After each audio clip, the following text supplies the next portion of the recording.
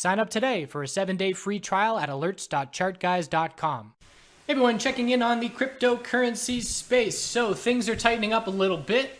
Trying to find clarity, as we always want to find in tightening ranges. We want to look at the time frame that things are the most clear. It's the simplest to follow. And for me right now, that's the 12-hour time frame. It started on the 4-hour time frame. That's where we made our bounce trade. And now we got into an area where it got a little bit choppy. And this right here, this move, this lacks clarity for me. Because we see a little bit of a bull break, and then we see a support break. So I don't like when we get into that kind of action, and that tells me to, number one, sit on my hands and not trade in that choppy range, and then just patiently wait until we do get that clarity. So once we broke this support level, which was the original low of the 4-hour time frame, that tells me to find a different time frame for clarity, because right now the 4-hour time frame doesn't have it. So I look at the 12-hour, that's much more clear. I see our high, our low of our pullback, the high of the bounce that we hit from that low, and here we are fading back down towards support. I anticipate the most likely scenario is we are going to hold 10,300, form a 12-hour higher low, and then a 12-hour lower high. So we could see this range continue to tighten for about another 2 days, and I believe that the next 2 to 3 days is going to have significant implications as to where we go to start July.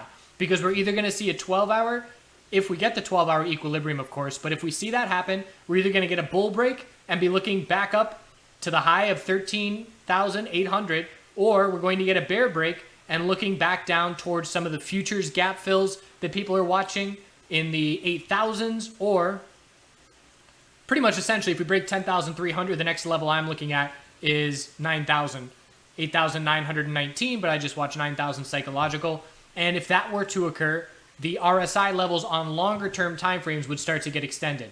But as of right now, looking at RSI, the 4-hour time frame, if we were going to break 10,300 on this current pullback, that 4-hour RSI would get essentially more oversold than it was on the initial bounce.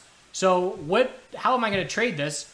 The only way that I would trade this personally is looking for an entry for a higher low compared to 10,300, or patiently waiting for the 12-hour to break. For me personally, I don't know what I'm going to be doing the next couple of days in terms of, I know I'm not going to be sitting and staring at cryptocurrency at least over the next 12 to 18 hours. So if a trade presents itself to me and it's nice and clear, then I may take it, but I'm not going to be sitting here and working on trying to get that trade because I don't feel like it. So if that's the case and I don't get a trade, then I'm just going to wait for the 12-hour time frame.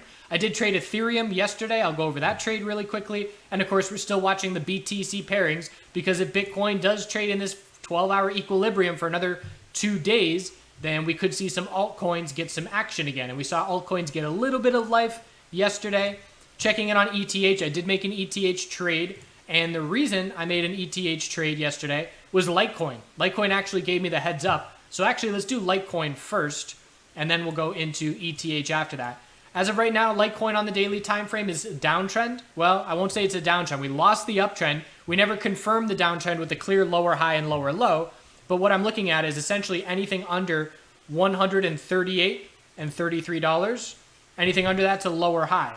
And to change this trend, the bulls are going to have to form a clear daily higher low and higher high to say that our weekly higher low has been established. We're in weekly consolidation mode for Litecoin. We held exponential support. We've seen a long lower wick of dip buying, and that will be a very healthy weekly higher low if the daily trend changes back to the bulls this coming week.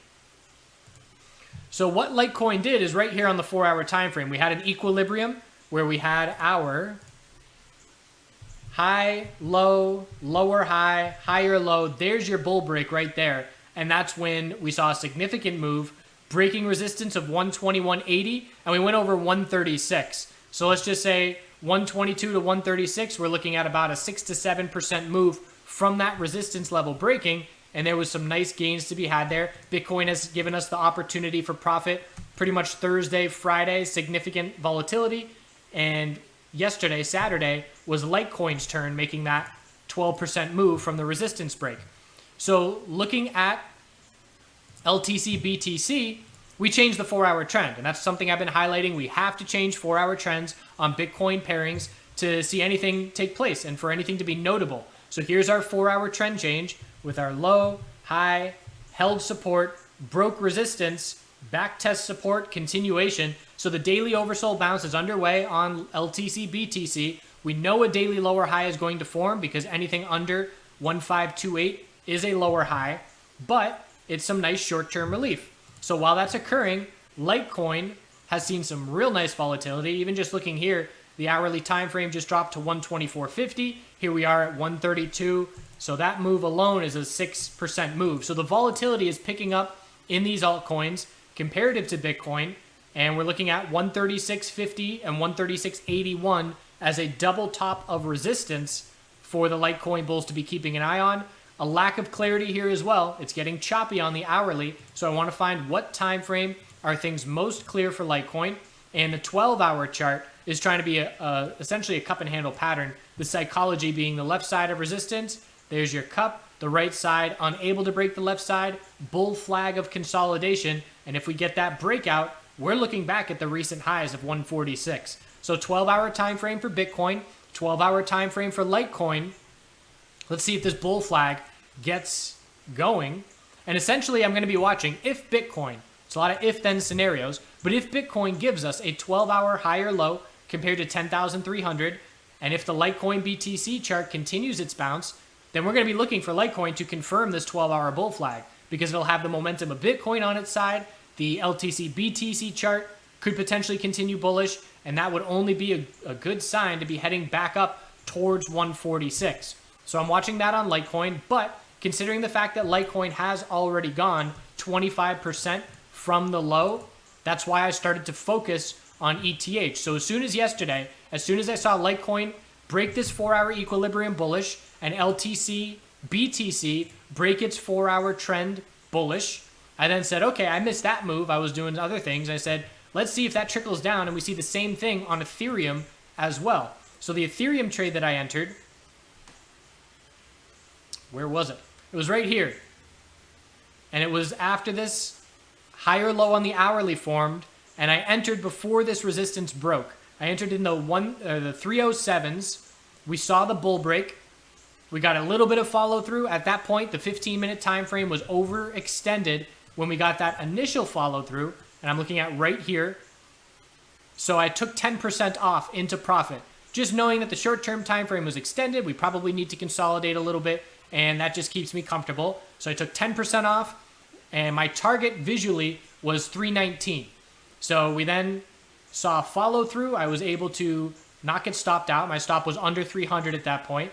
We made our way up. We hit my target. I took another half of that trade off in the low 320s, and then I went to bed and set my stop loss for the rest of my position, which was no longer a significant position at that point, but I set it under this hourly higher low. And I said, all right, if we lose the hourly uptrend while I'm asleep, I want to get stopped out. So I did get stopped out. I locked in that profit. Nothing huge as far as the size of the position or the size of the trade. But at this point, after the significant volatility to end last week gave a week maker, now I just want to add little icing on the cake, little day makers or half day makers. That's just fine with me while we patiently wait for the tightening ranges to give us a clear break and clear volatility. Remember, tightening ranges means declined volume, declined opportunity, declined volatility, and declined opportunity for traders.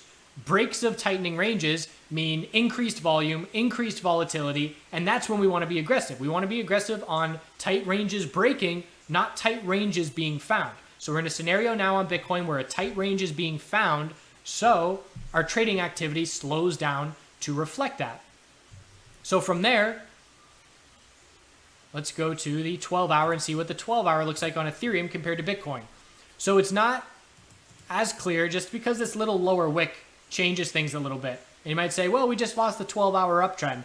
But for me, knowing what Bitcoin is doing and knowing Bitcoin is currently in a perfect 12-hour equilibrium, I would personally just disregard that level and just be looking at the same setup that Bitcoin is currently in. High, low, lower, high, and we're looking for a higher low compared to 273.50.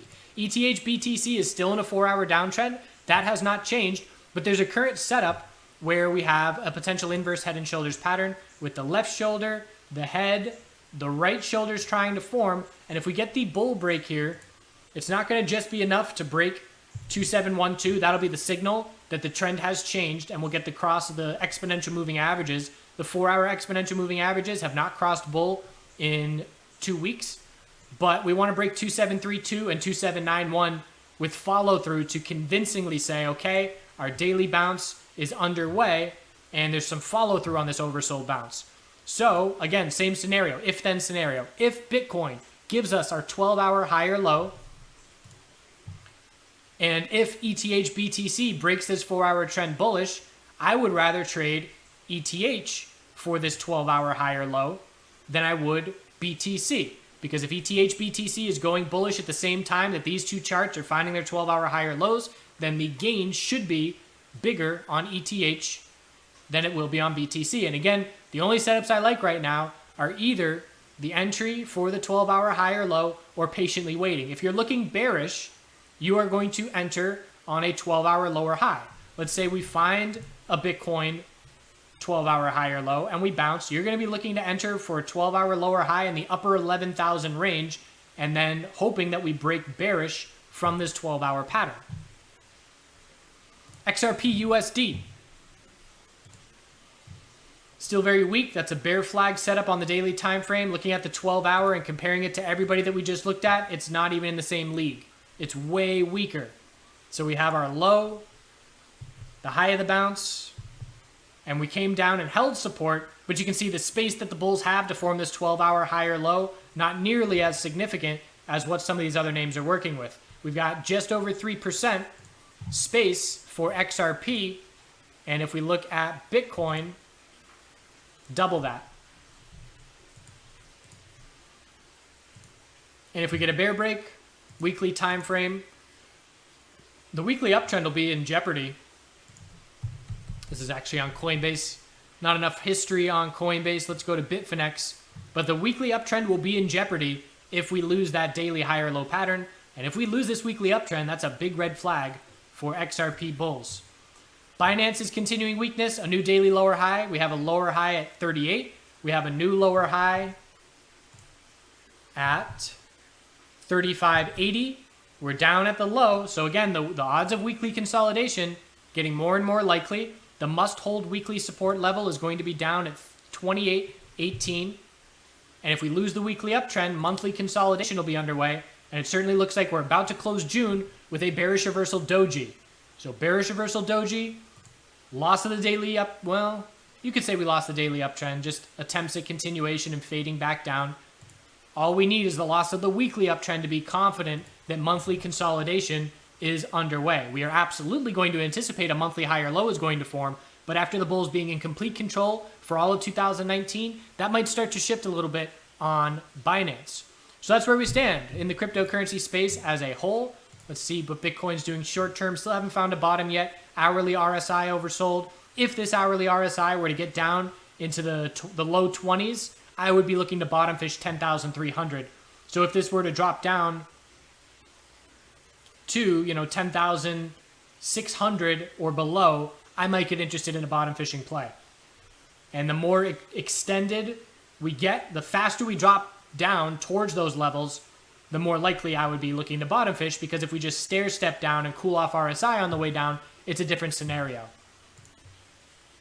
And if I don't make an entry, that's just fine. I can patiently wait. I'm not going to get back any of the profit that I've made on the last 4 days. That's the last thing I'm going to do. So waiting for the trade to come to me is the way to do that. I appreciate you watching. No end of the day video here. I got a bunch to do, but I will do a bit of video as far as what the next project game plan is for building raised beds and building soil and getting some materials together. And we'll have that the next crypto video that we got. Appreciate you watching. Hope you had a good weekend. Again, don't try and overtrade in these tightening ranges. We want to be overtrading and playing aggressive when we're breaking out and breaking down, not when we're tightening up. Thanks again. See you soon. Do a good thing. An hourly tightening range. APA. Whoa. What you want?